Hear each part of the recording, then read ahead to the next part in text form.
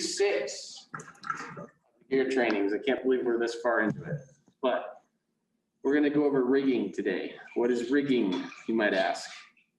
Rigging is actually a term that's used in studio setups like what we're in today, where you would actually be up on the grid hanging lights for a set that was going to be there for months on end. Now, still called it rigging because it implies the same clamp use as you would be using up on top, except you'd be using a safety chain, which we don't have with us right today. But basically it's a wire that has 2 open holes and it's got a carabiner through it, and that's a safety net in case your clamp fails so that the light doesn't fall on whoever's underneath it at the time. Yeah, that's a good thing. We have a whole bunch of different clamps in the cage. I'm going to start with this one. I'm going to come up close. This is called a Mayfer clamp. Why is it called a Mayfer clamp? That's an excellent question. I'll let you know when I know the answer.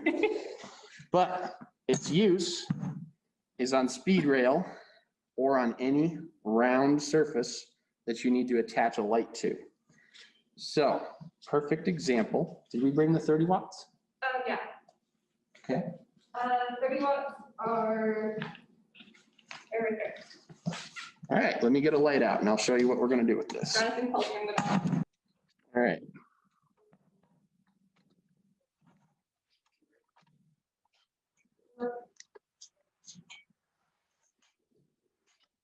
The thing. Awesome. I will put them over here. Yeah. All right, I'm gonna keep this safe as I can. This is what the purpose would be for. I've got a nice little 30-watt Fresnel on there that's mounted to this pole. I think what I'm gonna do is just lay it down there, You want me? or if you can hold it. It proceeds to slide up. Like I said, the whole point is to mount to something that you normally would not have a mount point to. So you get a junior pin, or excuse me, a baby pin and adapter on all these clamps to attach a light. Obviously, you're not going to hang the heaviest light we have in the cage off of this setup, but it will get you a light in a spot that you may not be able to get it normally. So let's say we needed it to be an overhead light for some reason, that could work. Or most popularly, if you're in a place that has pipes and you want to hang an overhead light, that's what you're going to use it for, just like this.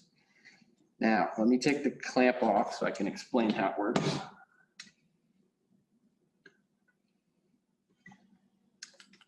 It has a jaw. The pipe. Yeah, go ahead. It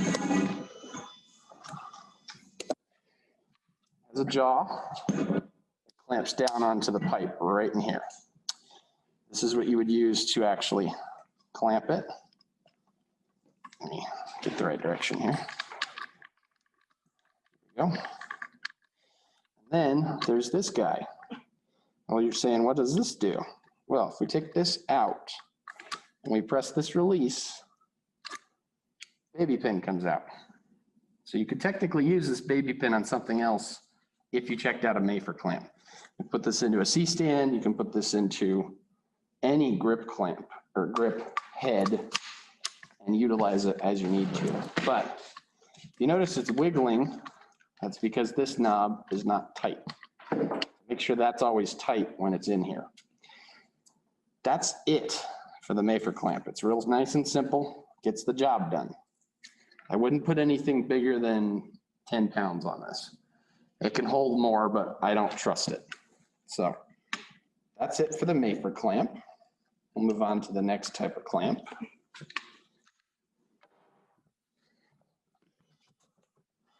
Let's say that I have a window frame that I want to attach a light to, just like what I have in shot here. I have a couple of different clamps on here that I could use. The next most popular one is the Cardellini, which I'm going to mount to right here. Now, I probably wouldn't actually mount it to this spot on the window, but let's say that I need it to be just out of shot and having a stand is in the shot. I could mount it to the wall and throw the light on there. That's a good use for a clamp. Cardellinis are very different than Mayfers in that the jaw is a very different shape. So I'll show you guys real quick. This is a Cardellini. Take the light off so you can see what I'm talking about.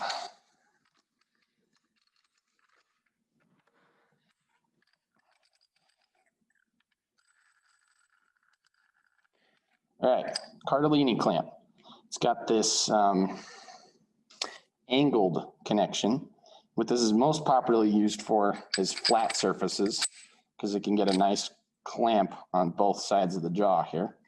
However, it can be used for an edge using that piece that I was just showing you right here. So you could attach to the edge of a table. If you were really crazy and wanted to do something like this, you can do it at an angle if you need to. Yeah, I can't see it. Yeah, you can't see that. You want to demonstrate? You said do it at an angle, Yeah. something like that. Well, what I'm thinking is you've got a weird angle.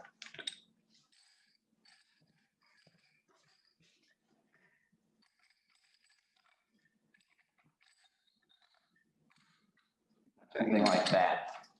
In the camera. Wrong button. Okay. Go ahead and zoom in.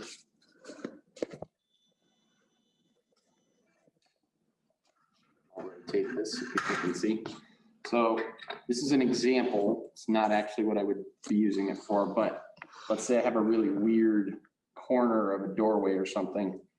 I can use the angle of the jaw here to get the grip I need on both sides.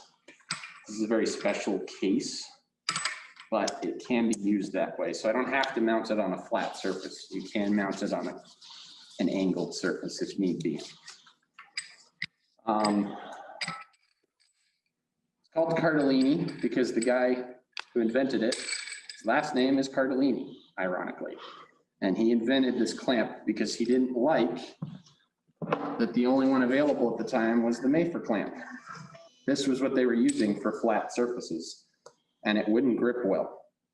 So he invented this clamp about 25 years ago. He's actually got a YouTube channel out there that explains this. If you ever are curious, I was pretty curious. Anyway, two different types of Cardellinis in a cage.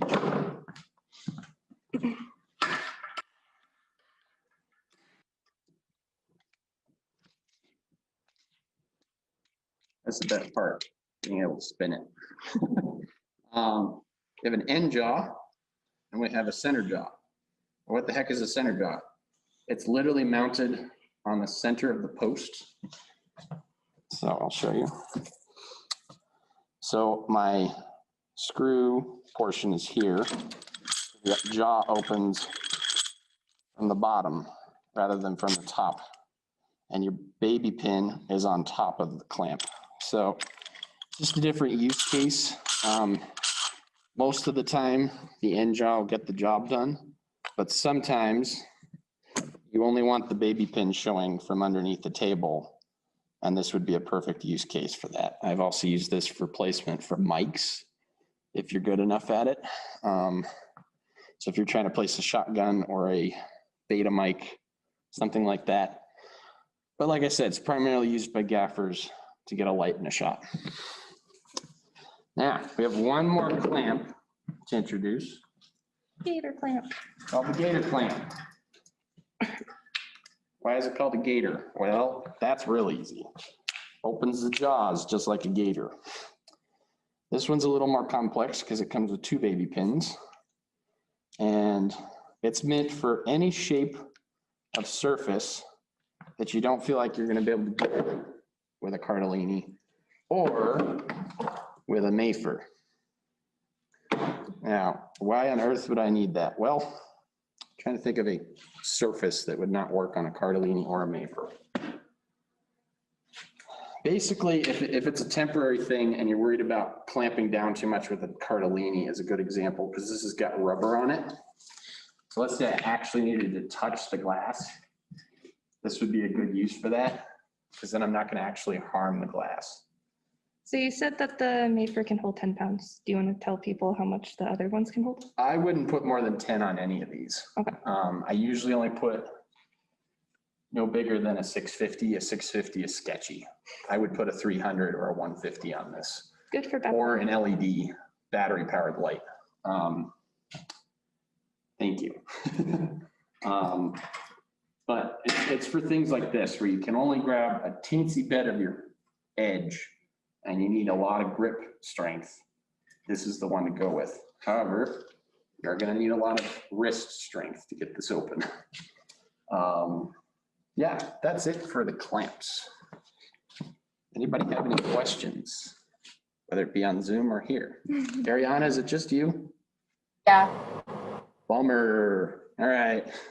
2-person class today. 2-person class. That's There's fine. another, the quacker. Quacker. I just saw that back there. All right, last but not least, and probably one of the most helpful. This is called a quacker clamp. I cannot tell you the name of the origin of that, but it's also called a duckbill, which it does look a little bit like a duckbill. What is this used for? Well, can you grab one of those?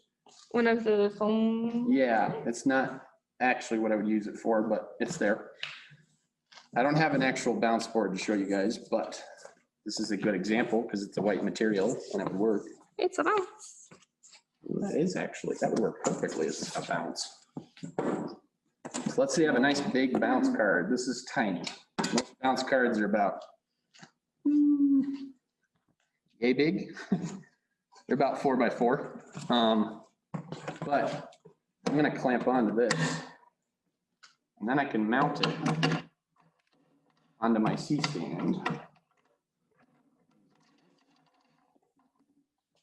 so that my light can shine onto it and bounce off to my subject. This is the most secure way to mount a bounce board. I haven't seen it done any other way that doesn't destroy the bounce board because it's foam core. So, or it's insulation that's meant to be used in a building. That's the most popular one. Now, what does this consist of? Well, there's a baby pin that's literally attached to a set of It's fine. Everything's fine. vice grips. That's all this is, vice grips. However, you'll notice that these are also specially attached. So it's not something you can just build from scratch. However, you could if you're inventive enough. This clamp is about 80 bucks. So it's worth the investment at the beginning and then you just have it forever. So for those of you out there that like using bounce boards and want to mount them, that's what you're going to want to use. Don't use anything else with it, please. I have a question about that clamp. Say again? I have a question about that clamp. Sure. We tried to use it for our test shoot and with Tom the other day. Okay. Figure out how to open it at first. How to open it? You mean to open Yeah, it it was like door? it was stuck. So Was it stuck shut? yeah, it was stuck shut. Really? Well, that probably means that somebody cranked this all the way down and it was extremely hard to open. Okay. So what you'd want to do is loosen this set screw to get it back open. I've never actually seen that happen before, but that's probably because these are almost brand new. So over time with a big bounce board, these will get stretched and you shouldn't have that problem anymore. These are brand new as of this year. That's good to know. Thanks, Ariana. Now let's shift gears back to lighting from last week because I didn't get to cover a few things. All right, we're back. And this is something I didn't cover in lighting last week, and I sincerely apologize about that. Just had too much to cover in an hour and a half to 2 hours. This is an 8x8 frame with a silk in it. That's how you're going to actually hear it called in the industry. The cage, we call it an 8x8 butterfly kit. I have no idea why they call it a butterfly, but my guess is because of the shape and size, because it's a giant wing, if you will. This is constructed with some bungee cords that have knots on it. It's got 2 pieces of 4-foot metal pipe, and then it's got a whole bunch of elbow joints and two, this is also called an elbow, sorry, that's not an elbow. It's got two clamps on the end attached to C-stands currently. However, what I'm going to try to stress, if it's possible, is to use a combo stand for these, because most commonly this is used outdoors and the wind likes to take your butterfly and fly it out of the shop. Especially if it's up like that and not tabled. Correct. So 2 ways to attack wind with this. You want to go to the other side? Yeah. When you're setting this up at the beginning of the day, wait, undo. Oh, wait. Move the light. Okay, let's not. When you're setting this up at the beginning of the day, go ahead. We're going to table it, which is what this is called. It's literally just a table. It's flat. Lock it off. And this is how you would set it up. You would silk it, put on your ties, and then eventually, once you have all of them on, you take these pieces of elastic off. You don't have the corner ones I on. forget to put the corners on. This is a 2-man job at minimum. 3 is helpful, 4 is great. But this is most commonly used in its current position or angled a little bit. You want to help me? Or do you want to raise it up? Or Let's angle it first. Just like that. Let's say that's the sun behind us. It's obviously not, it's a tiny LED, but go ahead and loosen first stage. Go up, use these C-stands.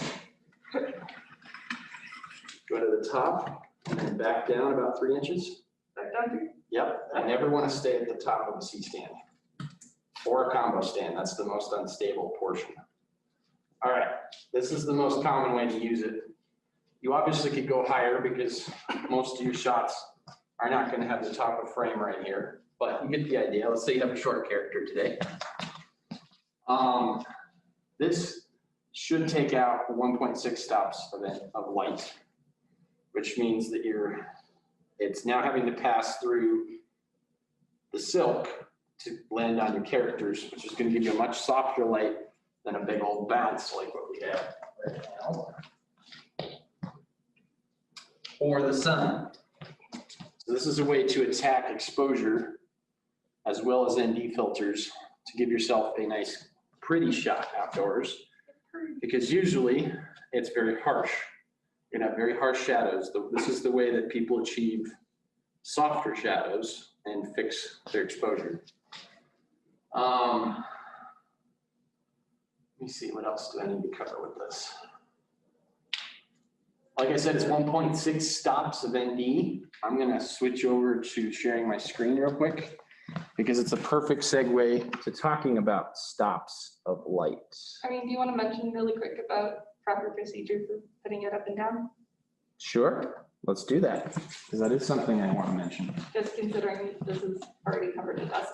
Yes, let's bring it back down. This is part of the conversation between the two people who operate this. First stage, unlock, bring it down. I'm gonna go all the way. You notice we're going in small stages. Then go ahead and lock. And let's go ahead and table it again. That slipped a little bit. Good. All right, so setting this up, this silk is, I can't verify, but it's at least $200. It's not cheap. This should never touch the ground. It will get dirty and it will stay dirty unless you clean it, which is a specialty cleaning item. So please don't let this touch the ground. The way to do that, grab it in a big ball. Second person grabs a corner, walks to the edge. The other person walks to the other corner, stretch it tight, and the other two ends will be dangling, and you can come pick those two up. Just make sure it never touches the ground. You will get in trouble if it touches the ground, especially if this is an ultra bounce. Don't know if you guys have heard of ultra bounces. Basically, super white on one side, black on the other as a flag. That ever touches the ground, it's almost completely ruined, and they have to buy a brand new one. and those can be upwards of $1,000. So don't do it. You will never get asked back to set if you do that. So be aware. Now, where's that piece of string that you found? I put on the table. Can I have that? No. Oh, yeah, go ahead and turn it off. I'm gonna zoom in here and show you guys. This one has bungees, but every other type that you're most likely gonna use in the industry uses rope. So I'm gonna undo one of these.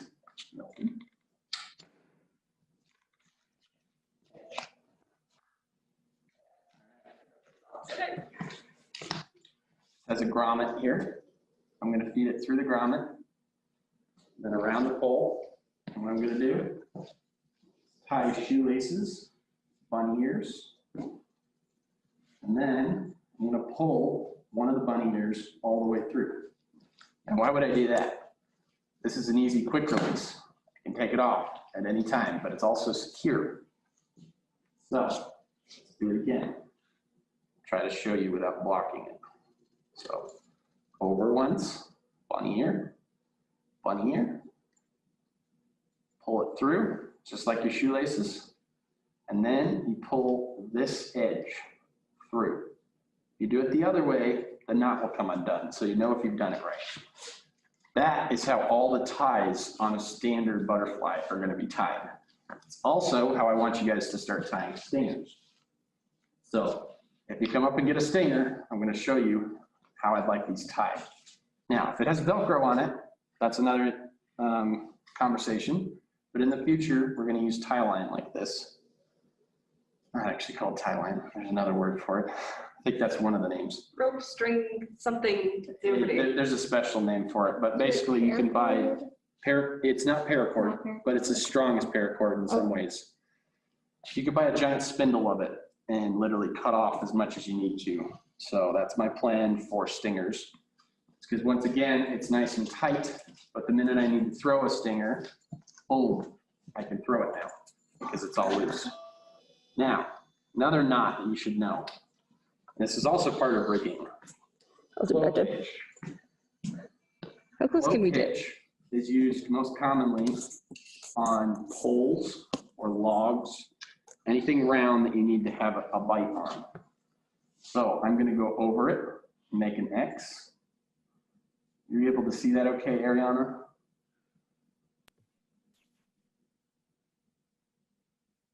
I can't hear her. Oh no. Ariana, are you there? Hear me? No? I Yeah? can hear you now. Cool. Yeah, I can see it. Sorry. All right. It's a little I'm blue. going to pass it through this X. So underneath. And boom. That's a clove hitch. Now, why would I use a clove hitch? I do it on stingers.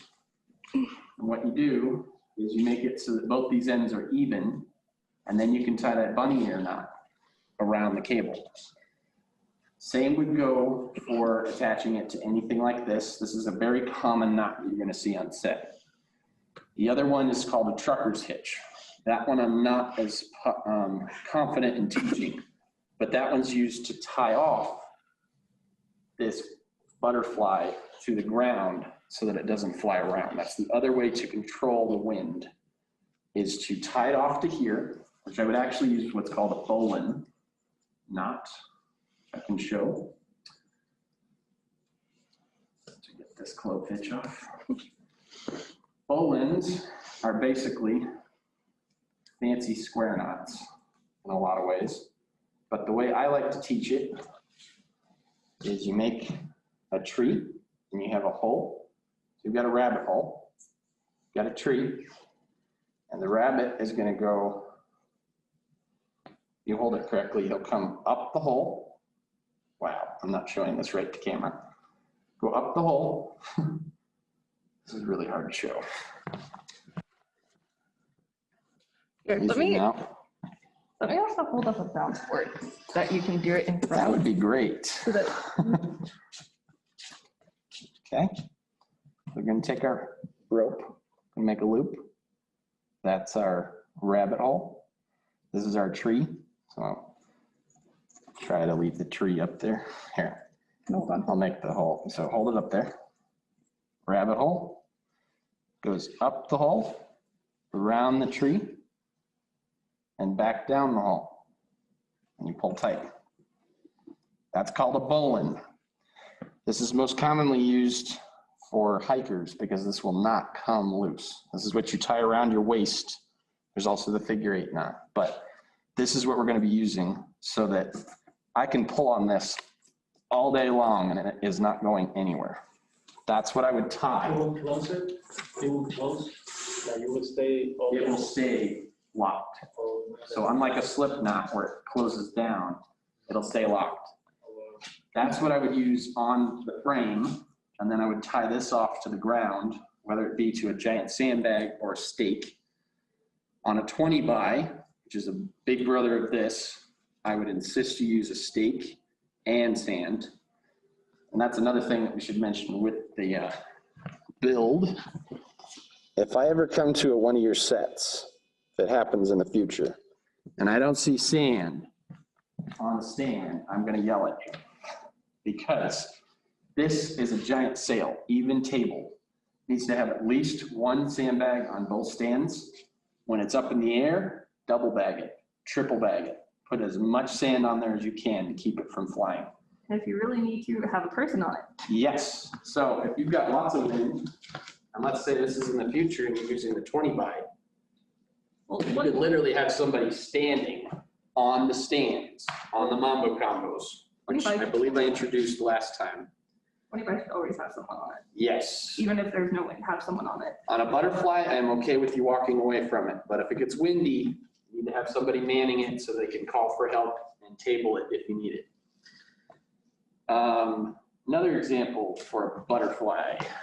Let me swing in. Let's put this up like we were gonna use it. No. Ready? Loosen. This way. Okay. Lock. Okay. I'm gonna bring this window back over.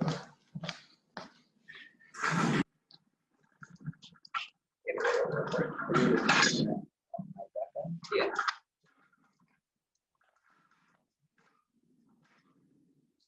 This is the most common use. Say this is our window. That's the sun. You can diffuse it through the window before it even comes in the house. This is also a great way to even out a window if you want it to be blown out. If your camera just can't handle the dynamic range and you want to just make it white, you can do that.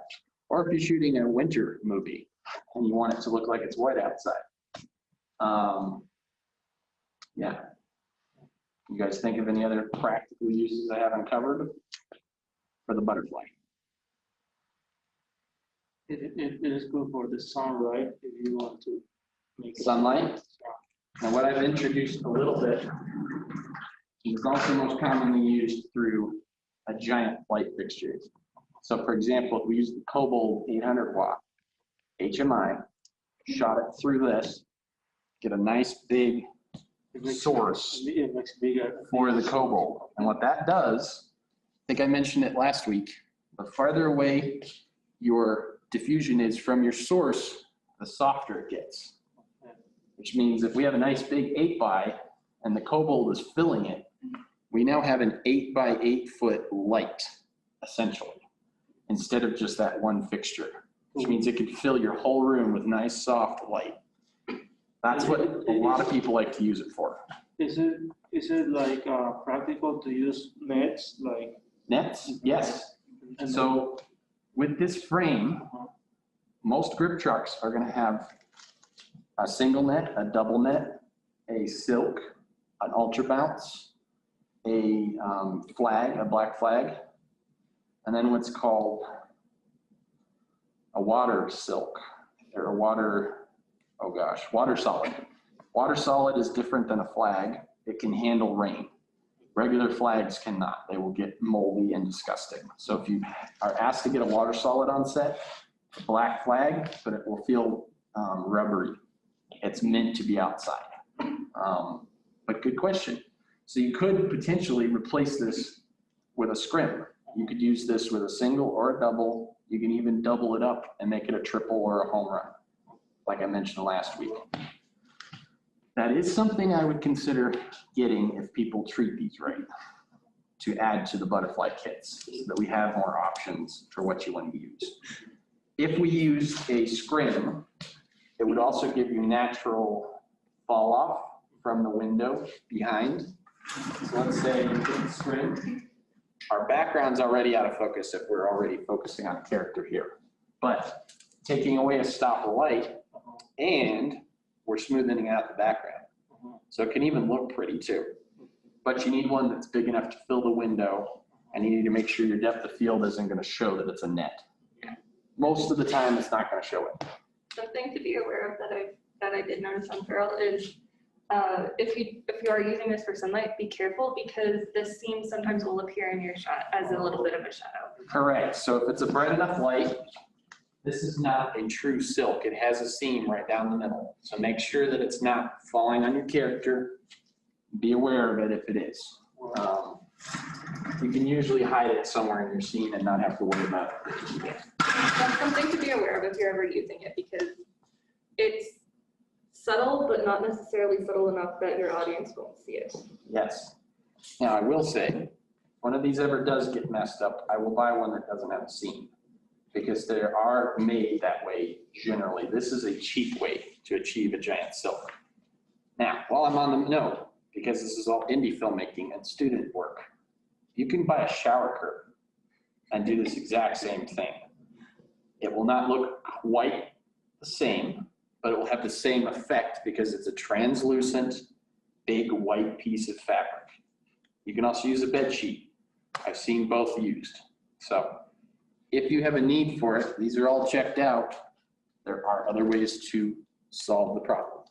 Just come and talk to me. I'm glad to talk about it. Does that pretty much cover this? I think so. Don't drop it in the dirt, please. This one's dirty. Yes, And it makes please me don't. sad. I'll cover combo stands because I think I mentioned them last week, but I'm just to cover my bases. Yeah, I'll do that a little bit more. Yeah, good, and aim it down a little bit. There's a whole bunch of different types of combo stands. This is called the low boy. So if somebody asks you for a low boy on set, this is what you're gonna grab. With all combo stands, you're gonna have two locks for your main post. If I loosen both of these, go boom, lock the bottom one, open my legs, and lock it. That's the easiest way to set up a combo stand. And then I can raise it. Now, low boys and standard combos are going to have what's called a baby pin. It's the exact same type of pin I was just introducing with the clamps. All you have to do is bring it up and tighten it. Now you have a mounting point. But for most large lights and setups, you're going to use what's called a junior pin, which is this giant hole here. And it has this nut tightening knob to keep it on there. So if you plan to use the Kobold or a large fixture in the future, that's what you're going to mount it to, is in a combo stand rather than just a C-stand. That doesn't get covered a lot, but almost every big set I've been on, they're using HMIs, and those go right into those junior pins. They don't even fit on these tiny baby pins. These are extremely unstable. It's the same as a C-stand where you're going to put all your knobs on the same side. This is the weakest stage, which means that you don't want to start with this one if you're only going to go up that high. Start with the bottom one and then come down a little bit. You put it all the way at the top, you're going to get teetery. And it's not very safe. So I bring it back down about 3 inches and lock it. So if you're planning to go all the way up, you can start with the first stage, go all the way up, bring it back down, go to the second stage, same thing. But if you're planning to only go about character height, don't start with your first stage because that's the skinniest, which means it's going to be the least stable. And we're always thinking about safety on set. So start with the second stage and mount your light. Cool. This same thing applies to combo stands, which are about, I'd say about this tall built, they go up about 11 and a half feet. This only goes to roughly 6 feet, maybe 8. I can't remember exactly. Then there's called the Mambo Combo. Mambo Combo is about as tall as I am, and you literally have to climb the stand to get up to the fixture, and that is actually built that way to be used. Mambo Combos are only if you need to go above 11 and a half feet with a light, or you're building the 20 by 20 and you need to use it. That is the only stand that can hold the 20 by 20 silk. Yeah, I think that covers that. What's that one called? This is called a low boy. Okay. We have 4 low boys in the cage, 2 combo stands, and 2 Mambo combos. I thought there were 4 combo stands as well. Are there 4? I don't remember. I thought there was more than 2. Okay, there might be. I hope so. My plan is not to replace the light stands, those plasticky, nasty ones that break. I'm gonna buy more combo stands because what you're gonna see on set, is all C stands and combo stands. There may be a few kit stands, but those are meant for low down shots or very small lights like the 30 watt. You're not gonna see a whole lot of those kit stands. Those are cheap knockoffs that are plastic and will break. Combo stands are also for outside use. So I'll cover that with the butterfly. If it's outside and there's a 30-degree crosswind, this stand will keep it where it is. Now, let's talk about another trick. Let's say your wall is right here and your window's along here. This is gonna blow around right now. Go ahead and loosen. This is a simple trick that will help you keep your butterfly from moving around. Go ahead and tighten it in. We're gonna go up a teensy bit so we can get clearance. First aid. Okay. That ought to do it right there. Go ahead and loosen your grip clamp. Okay, we're gonna angle it. Wow, okay. So if I angle this and lean it against the wall, this has now got a second point of contact. So you might hear the crank, crank, crank, and you might have to have somebody hold it. But against the house, this is a perfect setup because then the wind can only come in through here to mess it up, rather than it being straight up and down and you get the sail effect. Teeny little trick, but it helps a lot.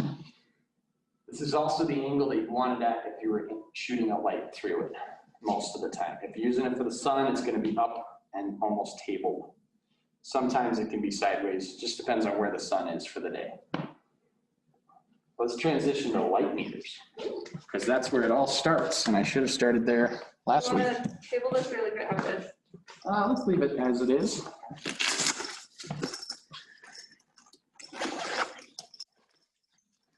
Should have brought the other one. Oh. Okay. Not crazy. All right. What is a light meter? That is an excellent question. Glad you asked. Light meters are a way to measure stops of light. So I'm going to go to my page here that I have saved so everybody can see it later. All good, Ariana? I can see it. Okay. This is meant to be used for cameras, but it applies to lighting as well. So I'll cover it real quick. Reason I brought it up is this is stops of light. So the ones that actually count are F1, F1.4, F2.8, F4, F6, F8, F11, F16, F22, F32. Those are the most common measurements you're going to see. Those are actual stops of light. And what does a stop of light mean? It means you're doubling or halving the amount of light that's coming from that fixture. So if I drop a stop, I'm cutting half the amount of light that's hitting that subject. If I increase by a stop, that's double the light. Now, when you go up 2 stops, it's 4 times the amount of light. you go up 3 stops, it's 8 times the amount of light. Does that make sense? So this is a great way to start thinking about light. And that's how you use a light meter, is you use those measurements. You'll start seeing an F2, okay? That tells me what, and this is all based on where you want your camera to be set at. So as you can see, this is based off depth of field, which is a DP's choice of what they want the scene to be shot at. Let's say that it's an outdoor scene and I want it to be at a 5.6. What I'll do is figure out how to get to a 5.6 from that scene. So I need to enter my ISO, for example. So for that current reading, to get to a 5.6 on my light meter, I would have to be at 1600 ISO.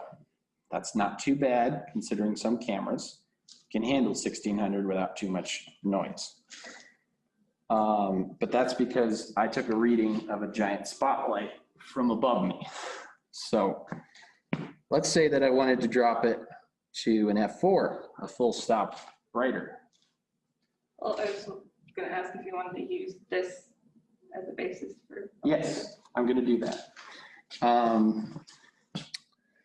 Let's say that I want it to be an F4. That means I'm gonna have to change either my ISO or my shutter speed. Obviously, we're not gonna change our shutter speed. I'd have to drop down to 1000 ISO. So, But the whole reason I'm covering that is, let's say 5.6 is our goal. Let's say I want to expose at a 5.6. That's what my iris is set to on my camera. Then I'm gonna go measure my actual lights and see what my key is doing, what my fill is doing, what my backlight is doing. So that extends off of last week. So this is our key in the scene. Let me go back from this to the camera. Take my light meter. And I'll measure, say my subject is right here. Okay, I got a 2.8. So that's how bright that light is currently. To clarify for myself and other people. Sure. The way the light meter is reading the light is. Oh, yes. Let's start with the basics. Sorry. incident light. How do you take a reading with a light meter? Let's start with that. That is I'm gonna turn off the light. extremely, yeah, take that off for me. That will help loads, There we go. so I don't have a backlight to fight. Can you see that okay, Ariana? If I start there? Yeah, I can see it. Okay. This guy up here is what I'm actually measuring with. You guys want to come around so you can see? Question is, is there enough light that I can maybe, no, I don't think so. there's not. I dumped it onto the thing. I'd have to be, See the light meter. tell you what, I can't really see the numbers or anything. I will zoom in so that we can be in the spotlight, so you can hopefully see some of that. I can see a little bit better, yeah. Better? Okay. I may not be able to get numbers for you, but we'll see. There we go. All right. This is a lumisphere, which is basically a fancy way for how the light meter reads the light. So this is what you would use for an incidental reading. There's 2 types of readings. There's an incidental and a spot reading. Spot meter and an incidental meter behave differently. This is telling me what's reflected off of the surface. So when I was pointing it this way to measure the key light, I clicked in. Right now I'm getting an F2. So that is how bright my light is currently. And then what I would do is face it the opposite direction. And right now we have flat lighting because we have a 2 here. So that's why we would turn on the light. I'll show you that in a minute because we're going to want to cover a few other things here. This is the one that we have in the cage. It's called a Seaconic L308X Flash Me. This is basically a photo style one that has a few cine features in it so that you can set it to your proper frame rate and everything. So I'm going to change it to cine mode if I can. I can remember.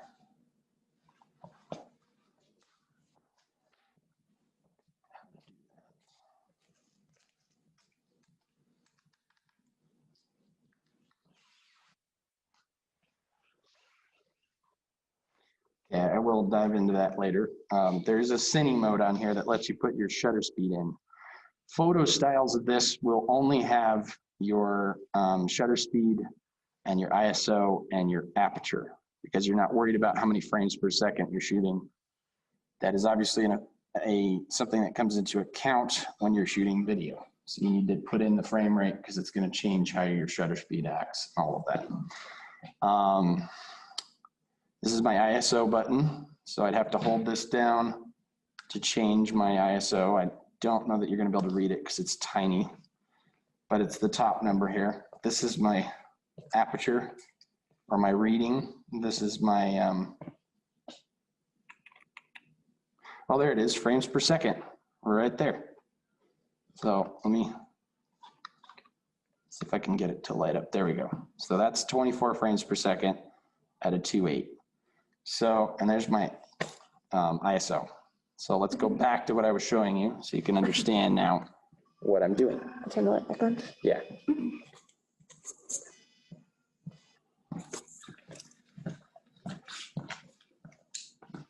All right.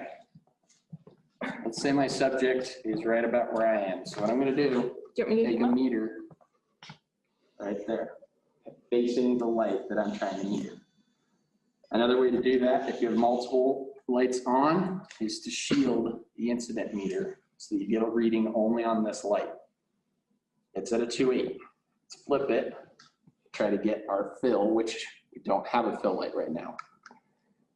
That's a 1.4. So that is 2 stops difference between my key light and my fill light. So what is that as far as a contrast ratio? That's 1:4. It's a 4:1 contrast ratio, which is what you'll hear gaffers and DPs refer to it as. So my shadows are 4 times darker than my key. And the way you would do that with the same thing would apply to my backlight. So first I figure out my key, and then I figure out my fill, and then I can worry about backlight if I have a backlight. What that allows you to do is balance your light in the scene so that you can get that proper contrast ratio. Obviously, what we're seeing on camera right now, I would put this even more than a 4:1 with that camera. If we were shooting with the NX100, it would look a lot more like a 4:1. Now, let's talk about common contrast ratios. You have 2:1, 4:1, 8:1, can go all the way up to 22:1. But that literally means my whole face is in shadow and my other side of the face is completely exposed properly. What does a light meter actually read? Well, have you guys heard of middle gray? You've probably heard of it. Yeah. Middle gray is what you're actually exposing for with a light meter. I think you have a gray card, right? It's a middle gray is between black and white. Correct. So there's a couple stops. There's black, there's a darker gray, a middle gray, and a white, an absolute white. What the meter is trying to do is tell you, if I'm looking at the key, that's what I need to measure at to get that light to be middle gray.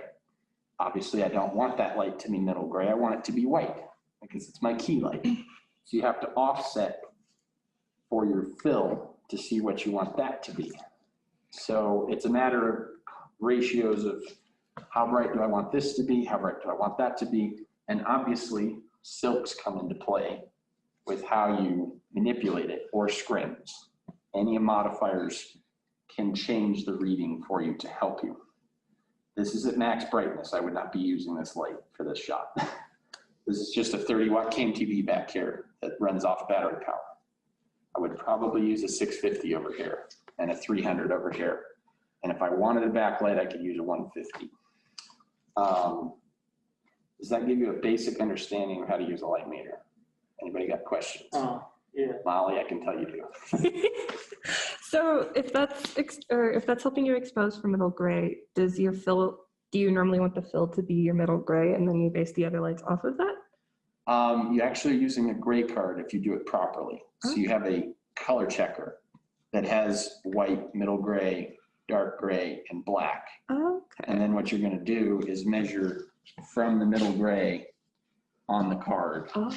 So that's what your waveform is measuring as well, is you look for the proper IRE on your camera, on your waveform to match your middle gray. That's what tells you you're properly exposed. Okay. So that depends on what camera you're on for what your IRE is, but generally 18% gray is 40 IRE. Is that correct? That sounds right. Yeah. I What think is it on your camera? Do you know? For me, it's like, they say middle grade for about 38. 38%? That sounds right. So that's 38 IRE on a waveform. I will try to put up an actual shot of a waveform in the final version of this so that you can understand that. It'll be But 40. that is when it comes to play with skin tones, because I've mentioned that IRE between 60 and 70 roughly is where you want skin tones to be exposed. But what about in dark scenes? You still would want to properly expose, but you can purposely underexpose. So that's something else that advanced light meters can do, that you can put an exposure compensation. Yeah. So let's say I'm shooting outdoors with ND. I don't think this is actually capable of doing that. So you're gonna have to do the math in your head. But basically, you put in the number of stops of ND that the camera currently has on in an outdoor scene so that you're getting accurate readings for what the camera is seeing. That also comes into play when you're doing a spot meter. You want to take your spot meters, it's basically a scope on the meter that you look through and aim at whatever you're metering. You want to be right by camera so that you're seeing what the camera is seeing for a spot meter reading. Spot meter is measuring reflectance or how much light that is emitting. The Lumisphere is telling you how much light is hitting it. So it's a little bit different on how it measures. Best way to explain it, a spot meter is best checked to see if it's in the range of your camera, your dynamic range. So if you've got a really hot spot or you've got a really dark spot that you want to compensate for, you can meter that. Obviously, you can't do that with this.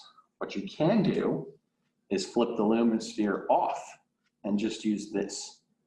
But I've found that this is the best way to measure. I will do a little more research as to why you would do that. But basically, I think this is the same as on a more advanced one where you recess the ball, which does what I just did with my hand. It makes it so that you're only reading the light that's coming straight at it. I believe that's what this does as well. So, for example, I got an F16 doing that versus using the sphere, I get a 2.8. 2.8 is a whole lot more accurate. F16 is not right for that. Also, Milton, you don't want to underexpose too much when you're filming. You want to make, because when you're doing color in post, you want to have as much control as possible, which you can only do if you have good exposure and good color balance. Yes. So you can make it look underexposed in post, but you want to let's make sure you say have all the information. that you want to shoot it in camera like you want to see it on the film. You want to shoot a dark scene that's low light. Most people will purposely expose normally for that shot and then bring down your highlights and your midtones in post.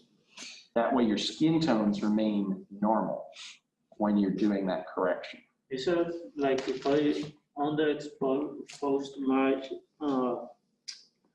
the noise is horrible or some aberrations? If you underexpose and you try to correct too much, you will notice that the image starts to break. You'll get aberrations, you'll get noise, you'll get all kinds of things that happen to your shot. So it's best to expose properly, open up your lens a little bit, get your skin tones to 60 to 70 and your gray card accurate. Now, one question about this, like, I'm thinking if I have my background, like the color that I want and the scene, not the subject, but like the field light. Sure. If I aim for a star number, Yes. let's say F4. Okay. So, but I want to maintain my base ISO. Yes, So I try to reach F4 with light. correct. So when I reach this number, I just plug the F number in the camera, and then I will have proper exposure. So what you're trying to do is, like what I mentioned, I like to take a reading before any lights are on set and see what is the room light going to get me at if I want to shoot at my base ISO. What is the base ISO of your camera? 800. 800, all right. So let's change our ISO to 800 and take a reading. This is with the light on, of course. That's an f2.8. So to properly expose with this lighting setup, you would need a 2.8. And you do that with your key light. Your fill light is going to be offset from that key light reading.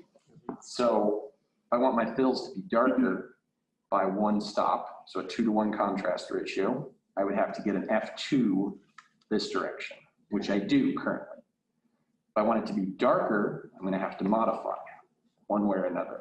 Okay, let's say that there is a wall in here, Yep, and you put your light mirror on the wall. okay, So like, what is the number right now? f2, but that was measuring this direction. Okay, like that from here, if you have it like F2 from this way, and you have your camera over there. Okay, So if you plug F2 and your camera, that will be in theory be proper exposed. you actually be overexposing a teensy bit, because what I did is I took a meter. So what I would actually do is measure from the face. Uh-huh. I'm getting an f4 there. Uh-huh. Let me see if that's accurate or not. Yeah. So you could shoot at an f4 with this current setup, Okay. with an 800 ISO base from the C300 Mark II, for those who don't know. Base ISO on the FS7 is 2000. So that's going to change drastically based on that camera. But that tells me that your key light is at an f4 right now, which means you could expose at an f4, and it should be accurate. And then would measure the other side, and I get an f2.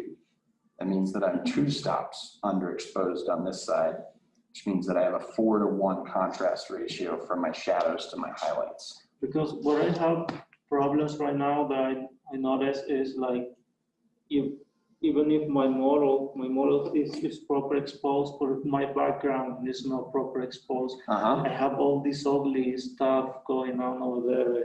Right, and that's where you start with your character, and then if you need more fill light in the scene, that would be your backlight per se. You'd want to raise the exposure a little bit for the background of the scene. So you can have a character that's accurately exposed and then have it all drop off in the background. Yeah. Or you can put up a light specifically to fill the background. And that's where a spot meter would come in handy. I wish we had it. I promise in the future I will probably What get about it. the ones in the cameras? They're accurate, but they're not as accurate as one of these. It's a good way to start. But if you're worried, I would overexpose by a stop just to give yourself the extra information. Sorry, just adding, as far as adding on to all of this, another reason why you want to have good exposure is if you are too underexposed or overexposed, when you put it into post, that's data that you don't have and you can't mess with. So if you have too many hotspots, you can't get that data back to try and tone it down. If you have too many, if you have too many blacks, that's data you can't get back if you try and bring it up. So That's most popularly happened in practicals. So if I have a lamp sitting next to a couch and I just flip the bulb on, 99% of the time, unless you have an Arri Alexa, that's overexposed just the way it is.